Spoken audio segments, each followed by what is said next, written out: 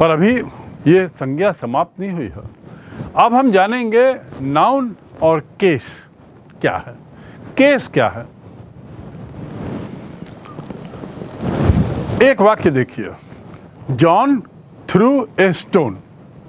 John ने एक stone फेंका। थ्रो से बना threw, throw, threw, thrown. Throw माने फेंकना, discus throw, javelin throw, right, throw the ball, फेंकना। John threw a stone. Horse kicked the boy, horse kicked the boy. John जो है वो क्या है इसमें? जॉन थ्रू, किसने फेंका? जॉन ने फेंका। तो कर्ता कौन है? काम कौन कर रहा है? काम करने वाला कहलाता है कर्ता। काम करने वाला कहलाता है कर्ता। इस वाक्य में काम किसने किया? जॉन थ्रू द स्टोन में फेंकने का काम कौन कर रहा है? जॉन। तो जॉन हुआ कर्ता। कर्ता को अंग्रेजी में क्या बोलते हैं? सब्जेक्ट। क्या बोलते हैं? सब्जेक्ट। किसने पत्थर फेंका? तो उत्तर है जॉन ने। तो और बाकी जो है थ्रू ए स्टोन, ये जो पूरा जो है वो कहलाता है प्रेडिकेट, यानी विधेय। हिंदी में उसे कहते हैं विधेय, लेकिन यहाँ अंग्रेजी में हमको जानना है उसे कहते हैं प्रेडिकेट। दूसरे शब्दों में एक वाक्य में सब्जेक्ट होता है और प्रेडिकेट होता है। एक कर्ता होता है और एक विधेय होता है। विधेय का मतलब क्या हुआ? जो कार्य हुआ वो, और जिसने कार्य किया वो कर्ता कहलाता है कर्ता, यानी सब्जेक्ट। किसी वाक्य में क्या होता है? एक सब्जेक्ट होना जरूरी है और एक विधेय होना, प्रेडिकेट होना जरूरी है। उसका उच्चारण देख लीजिए, स्पेलिंग देख लीजिए, प्रेडिकेट। अब देखिए जॉन ने क्या फेंका? पत्थर। पत्थर फेंका तो पत्थर क्या हो गया? क्या फेंका? पत्थर हो गया ऑब्जेक्ट। पत्थर हो गया ऑब्जेक्ट, वस्तु। क्या हो गया? ऑब्जेक्ट। वह कर्म हो गया, संज्ञा कर्म। एक तो हो गई संज्ञा कर्ता। संज्ञा दोनों है संज्ञा। जॉन भी संज्ञा है, स्टोन भी संज्ञा है, पर जॉन जो है वो कर्ता संज्ञा है। जो कार्य कर रहा है, कार्य करने वाला है, सब्जेक्ट कहलाता है उसको अंग्रेजी में। और जो काम हुआ वो कहलाता है कर्म। क्या काम हुआ? फेंकना। तो फेंकना हुआ कर्म। तो देखिए तीन शब्द हमने सीखे। एक हमने सीखे संज्ञा कर्ता यानी सब्जेक्ट, जो यहाँ जॉन है। दूसरा हमने सीखा संज्ञा कर्म, जो कार्य हुआ। कौन सा कार्य हुआ? फेंकने का, थ्रू। और तीसरा शब्द हुआ प्रेडिकेट। प्रेडिकेट मतलब मैंने क्या बताया आपको? विधेय। यानी सब सब्जेक्ट को आप छोड़ दें तो बाकी कहलाता है विधेय। वाक्य 2 में आप देखो, हॉर्स, जिसमें कर्ता कौन सा है? The horse kick the boy. किसने मारा? घोड़े ने मारा। तो घोड़ा हो गया कर्ता, संज्ञा है घोड़ा। और क्या संज्ञा है इसमें? The horse kick the boy में संज्ञा और क्या है? बॉय भी संज्ञा है, कलेक्टिव नाउन है। तो बॉय हो गया कर्म। Horse kick the boy, boy हो गया कर्म। और कर्म को अंग्रेजी में क्या बोलते हैं? मैंने बताया आपको, कर्म को अंग्रेजी में बोलते हैं ऑब्जेक्ट, राइट। सो एक वाक्य में सब्जेक्ट होता है, ऑब्जेक्ट होता है और प्रेडिकेट होता है। यहीं पर हम, इसके बल पर हम केस पढ़ते हैं, नाउन एंड केस। तो केस को आगे समझने के लिए अच्छी तरह जान लीजिए संज्ञा कर्ता, संज्ञा कर्म और predicate, right. It's clear. Now let's move to the next step. जब कोई नाउन सब्जेक्ट के रूप में प्रयोग होता है तो वो नॉमिनेटिव केस हो जाता है। नाउन, नाउन जब सब्जेक्ट के रूप में होता है तो नॉमिनेटिव केस। यानी जब हमने पढ़ा जॉन ने फेंका तो जॉन क्या हो गया? Nominative case. जब कोई कर्ता या जब कोई संज्ञा कर्म के रूप में होता है तो वो एक्यूजेटिव हो जाता है या ऑब्जेक्टिव हो जाता है। कर्म के रूप में ऑब्जेक्ट से बन गया ऑब्जेक्टिव, या उसे हम एक्यूजेटिव भी कहते हैं। तो नॉमिनेटिव केस और एक्यूजेटिव केस, वाक्य में ये देखना होगा कि ये जो केस है वो नॉमिनेटिव है कि एक्यूजेटिव है। नॉमिनेटिव केस को यदि जानना है तो हम हु लगा दें या व्हाट लगा दें, कौन या क्या, तो हो जाएगा नॉमिनेटिव केस।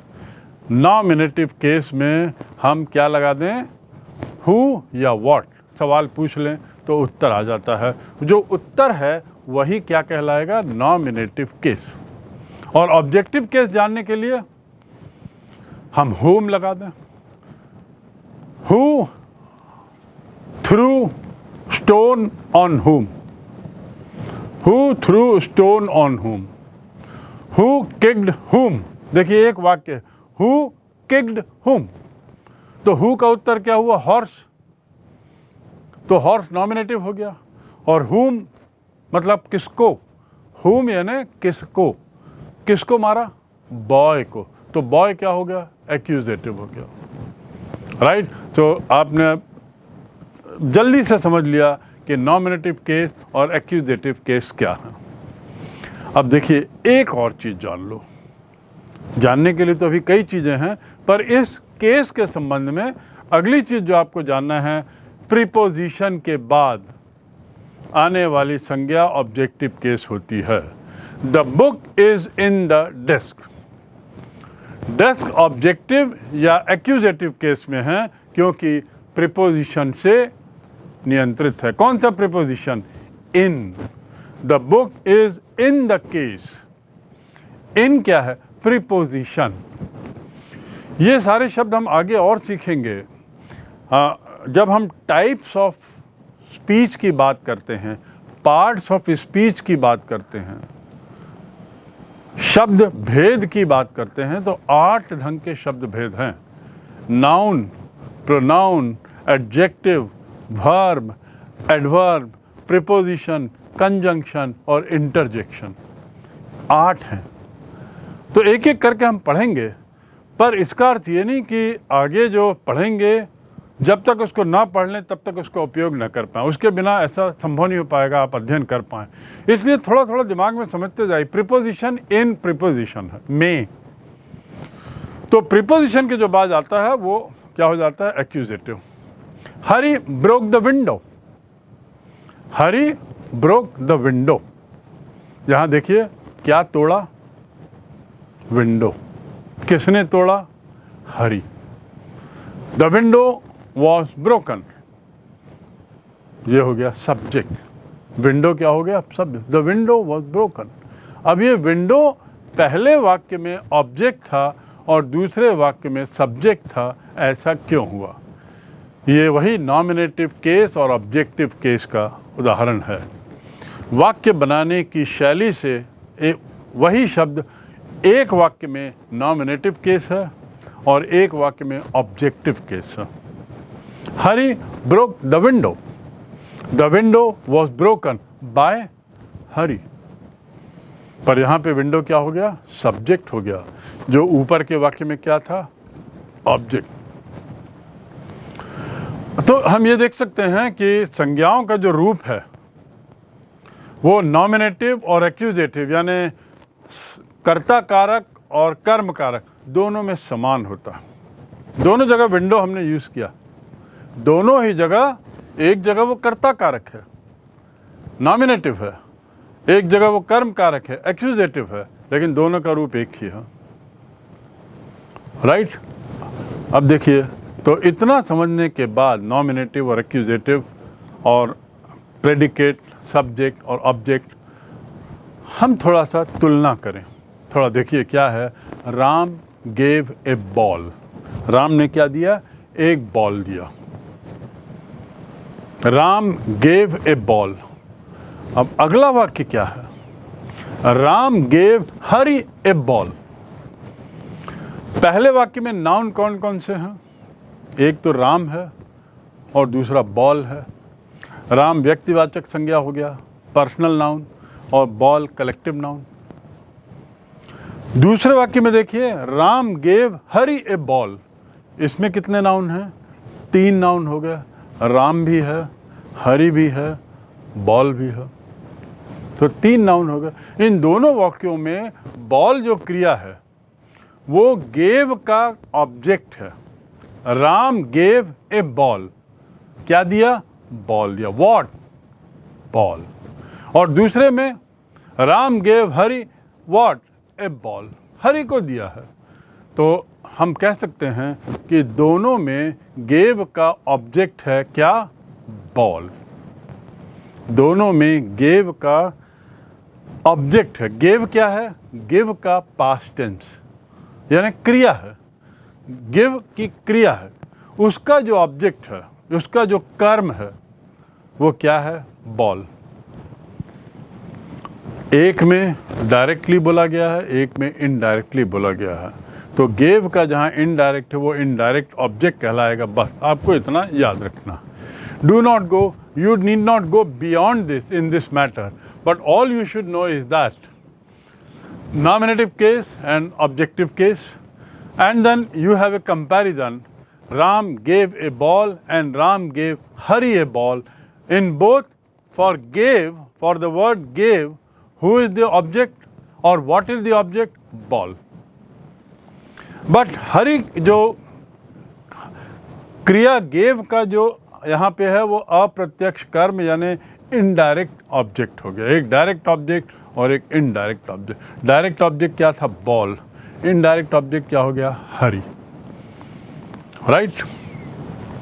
देखिए, नॉमिनेटिव एक्यूजेटिव को बेहतर समझने के लिए जस्ट कुछ और उदाहरण मैं दे देता हूँ, बाकी आप समझ गए होंगे ऐसा मैं मान के चल रहा हूँ। Very simple example, very simple example. Ram gave Hari a ball, I have done that. Ram gave a ball to Hari. अब इसमें देखिए क्या अंतर हुआ। वही जो मैंने आपको पहले समझाया है, बोलने की शैली। Ram gave Hari a ball and Ram gave a ball to Hari. एक और देख लें। I bought Rama a ball, I bought Rama a ball, right. I bought a ball for Rama. अर्थ एक ही है, बोलने की शैली। कहीं पर वो एक्यूजेटिव होता है, कहीं पर वो नॉमिनेटिव होता है, और इस प्रकार हम बोलने की शैली बस बदलते हैं, भाव नहीं। Last sentence, gate me a taxi, gate me a taxi, मेरे लिए एक टैक्सी लाओ। उसको दूसरे तरीके से और कैसे बोलते हैं? नॉमिनेटिव को एक्यूजेटिव और रिवाइज वर्सा करते हुए तो गेट मी ए टैक्सी को हम बोलेंगे गेट ए टैक्सी फॉर मी, मेरे लिए एक टैक्सी लाओ।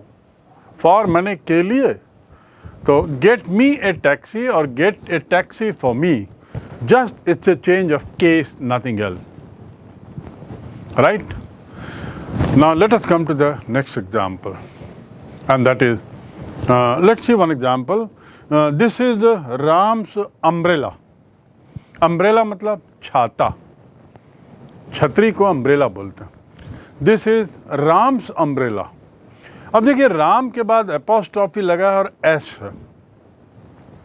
मतलब क्या हुआ? जब नाम के आगे, किसी व्यक्तिगत संज्ञा के आगे एपोस्ट्रॉफी एस लगता है तो एपोस्ट्रॉफी का मतलब होता है का या के या की। राम का छाता, सीता की साड़ी, मोहन उन लोगों के कपड़े। तो का, के, की कब? जब नाउन के आगे एपोस्ट्रॉफी लगे तब, और एस हो, right. Noun, personal noun, collective noun के आगे जब एपोस्ट्रॉफी के साथ एस हो तो का, के, की। Ram's umbrella, umbrella belonging to Ram, यानी राम का अम्ब्रेला बिलोंगिंग टू राम। अब जो समझने की चीज़ है वो है ओनरशिप। ओनरशिप मतलब मालिकाना हक। ओनरशिप मतलब क्या हुआ? मालिकाना हक। इस मकान की ओनरशिप मेरे पास है। तो ओनरशिप को समझ लीजिए, या ये मकान मेरा है, मेरा है, मेरे पोजीशन में है, मेरे नियंत्रण में है, मेरे पास इसका मालिकाना हक है। तो यदि मैं बोल रहा हूँ दिस इज़ राम्स अम्ब्रेला, तो ओनरशिप या पोजीशन किसका है? राम का। तो राम को हमने एपोस्ट्रोफी एस लगा के के की, राम का, राम की, राम के लिए, राइट। ऐसे में क्या होता है, राम संज्ञा पजेसिव या जेनेटिव केस में है। किस केस में है? पजेसिव केस में। राम जो संज्ञा है, राम संज्ञा पजेसिव केस हो गया। पजेसिव केस मतलब ऐसा केस जिसमें वो ओनरशिप आ रही हो, खुद का हो, पजेस कर रहा हो, उसका मालिकाना हक हो। और इसका बिल्कुल आपको तरीका जानना है यदि पजेसिव केस का।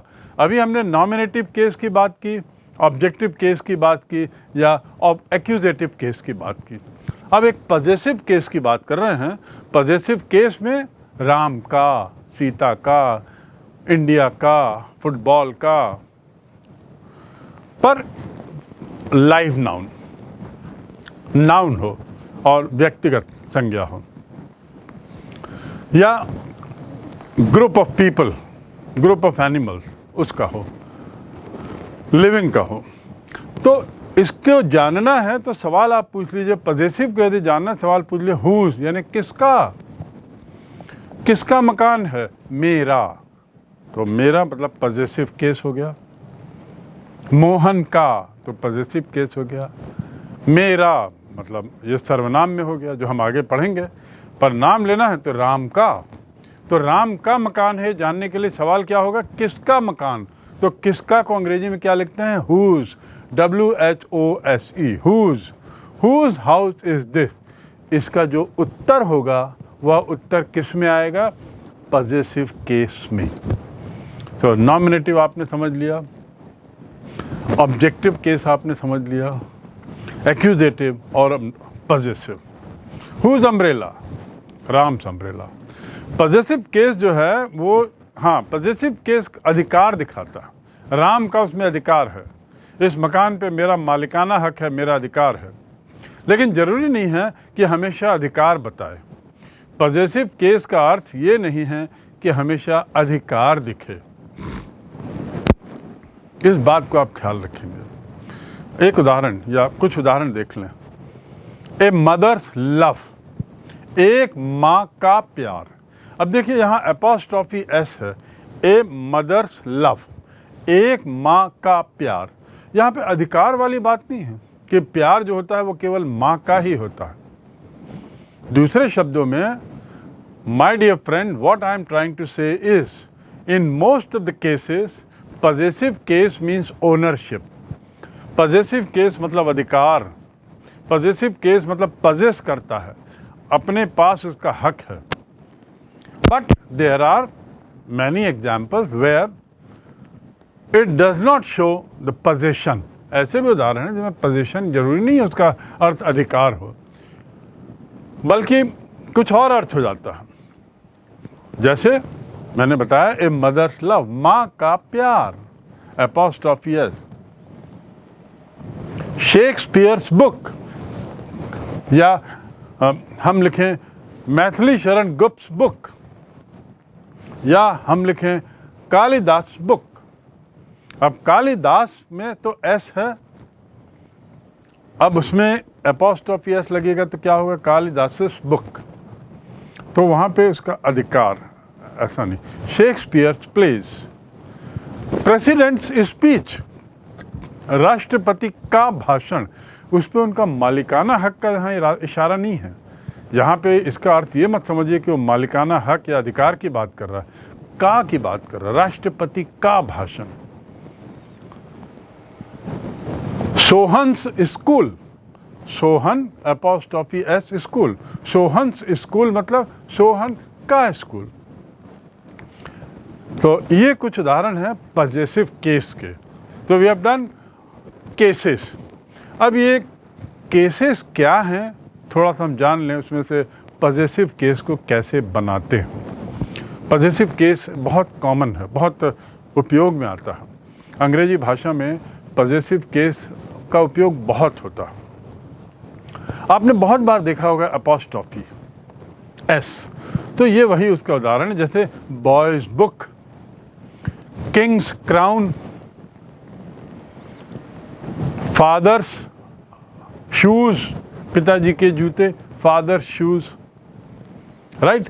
ऐसे कुछ शब्द हैं जिसका अंत एस से होता है। मैंने अभी जैसे बताया एक एस से शब्द, ऐसे यहाँ पे और उदाहरण दिए हैं। गुडनेस सेक, अब गुडनेस सेक में देखिए एस के बाद अपॉस्ट्रॉफी, कॉन्शियंस सेक CE के बाद अपॉस्ट्रॉफी, जस्टिस सेक माने क्या होता है? सेक, एक हिंदी का सेक की बात नहीं कर रहा हूँ, अंग्रेजी के सेक की बात कर रहा हूँ, के लिए, जस्ट न्याय के लिए, फॉर जस्टिस सेक। अब देखिए यहाँ पे जस्टिस में CE के बाद अपॉस्ट्रॉफी है, एस गायब है। कॉन्शियंस मतलब क्या होता है? कॉन्शियंस मतलब होता है दिल की आवाज़। फॉर कॉन्शियंस सेक, गुडनेस सेक, अच्छाई के खातिर, खातिर, सेक मतलब होता है खातिर, के लिए, न्याय की खातिर। तो मैं ये 4 उदाहरण दे रहा हूँ, चारों उदाहरणों में जो शब्द है वो स से समाप्त होता है, सिस्कार शब्द इसको हम कहेंगे, यानी हिसिंग साउंड आएगा। Justice, goodness, conscience, Jesus. तो जहाँ पे सिस्कार शब्द है, स आता है, वहाँ पे आपको एस लगाने की जरूरत नहीं, केवल